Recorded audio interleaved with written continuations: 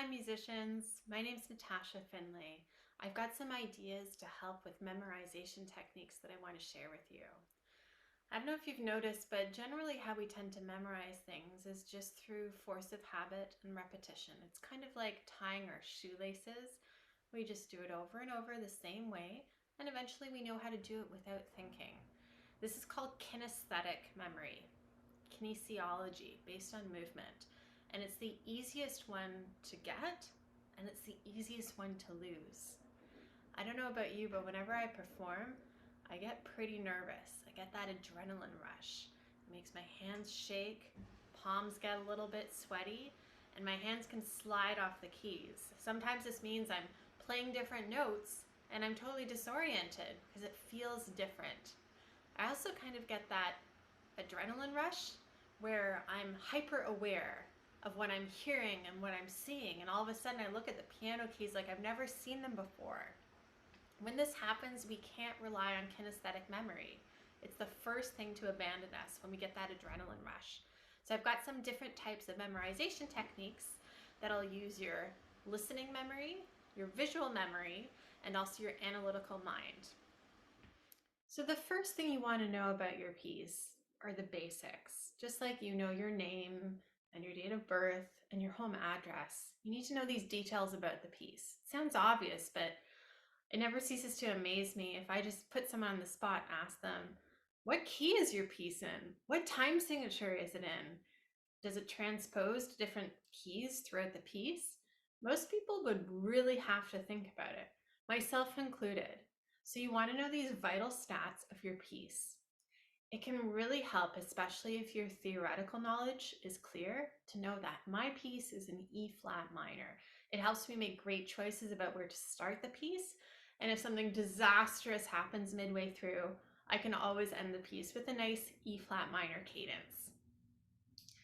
I'm going to screen share for you just a small sample of my score, which I'm going to use as kind of an example to show you what my work is.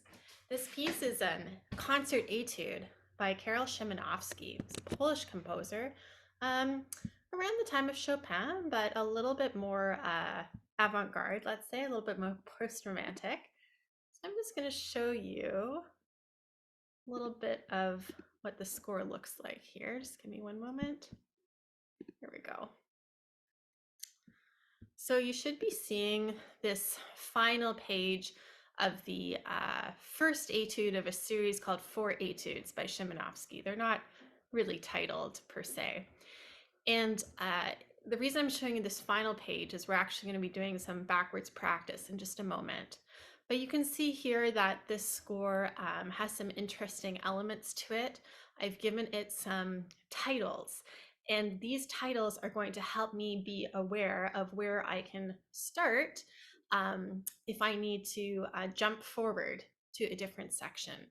And the approach to jump forward is actually kind of fascinating to me because it's best rehearsed by playing backwards by section. You know that you can play the piece forwards. You do it all the time. But if you can tell yourself, I'm starting from the last section of the piece, then the section before that, then the section before that, you know you have a really strong knowledge of the various sections throughout your piece. So I like to give mine little titles because in the longer piece, I lose track of how many sections there are. So you can see 4 measures towards the end. I've called this E flat closing. It doesn't matter what you want to title it. I recommend using something that has like a key name or a chord, just so you know that landmark, and then some kind of trigger word so you know where it is in the piece. So for me, E flat closing, I know it starts on E flat, the piece is an E flat minor, it's the final section of the piece. And then you can see 5 measures before that, I've called this B flat versus E flat into filigree. So I know that the left hand is outlining a B flat major chord, right hand's got an E flat minor chord to begin, and this kind of transitional passage between the hands, for me, it's like this filigree passage work. And usually having these starting spots approximately every 4 measures works well. But as you can see, it's not perfectly symmetrical. It definitely depends on the piece. And if you look up to the 3rd measure that you can see on this page, the one that says A flat subito build, You might notice there's a little orange circle. Those are my starting spots, and I'm not starting on count 1. For me, it's easier to start from this section just before it. So now I'm going to screen share a different kind of technique I have to support this, which is a list of the various sections in my piece.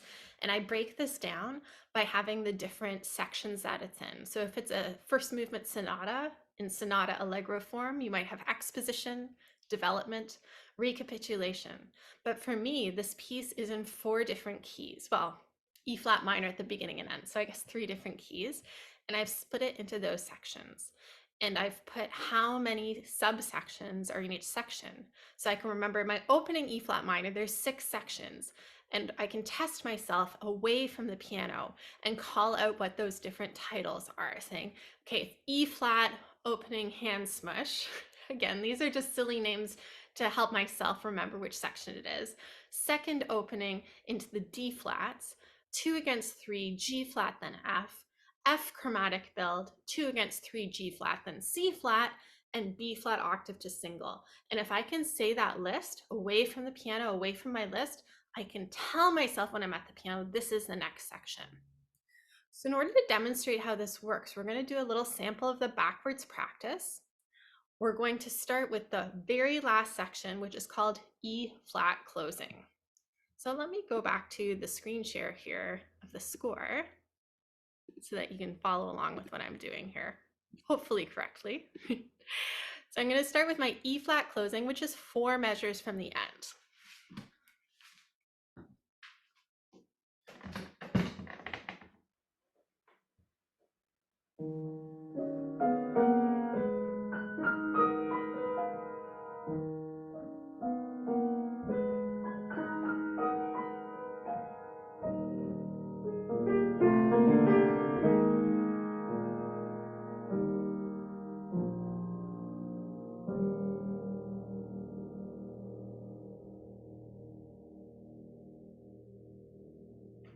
And then I would tell myself the previous section is my B flat versus E flat into the filigree, and I would start from there.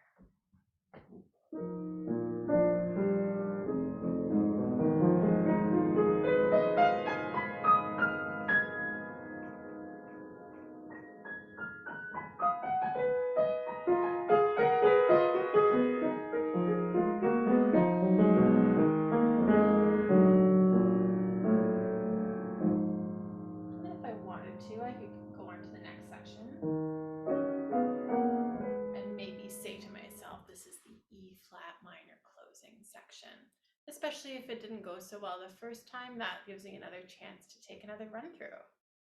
So that previous technique is a great one to do if your concert or performance is coming up in the next week, because it gives you a lot of emergency places that you can jump forwards to if needed. This next activity is if you have a bit more time on your hands, or if, like me, you really need a strong foundation for the beginning of the piece, or certain spots that are very tricky or you feel insecure about from a memory perspective. This is the hands separately memory approach, which I think is pretty self-explanatory, but in the same way that you may not have even played this piece hands separately for many, many months or years, even when you started learning this piece, it's pretty rare that people would take the time to memorize it hands separately, but it can be really, really helpful, especially for the left hand, which is very foundational. So I'm just going to screen share the opening of my piece, because as I said, that's really comforting to me to know that I can tell you what the notes are for the opening 4, 8, 16 measures. We're just going to take a look at the first 4 measures. And as I said, hands separately memory is pretty self-explanatory, but let's see if I can play the left hand here.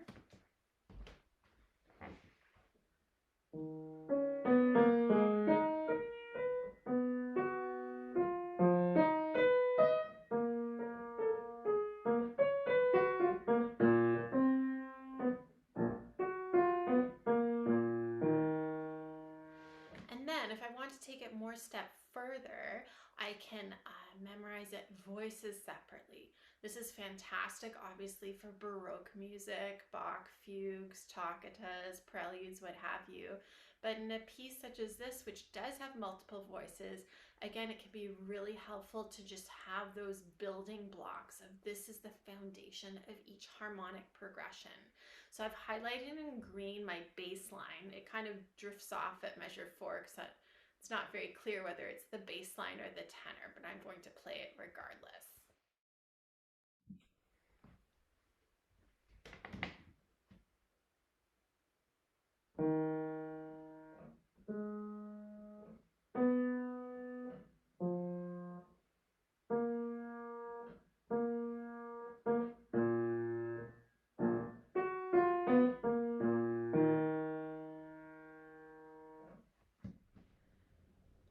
And now a final memorization technique to leave you with, although there are many, many more that you can research, learn from others, and think of yourself.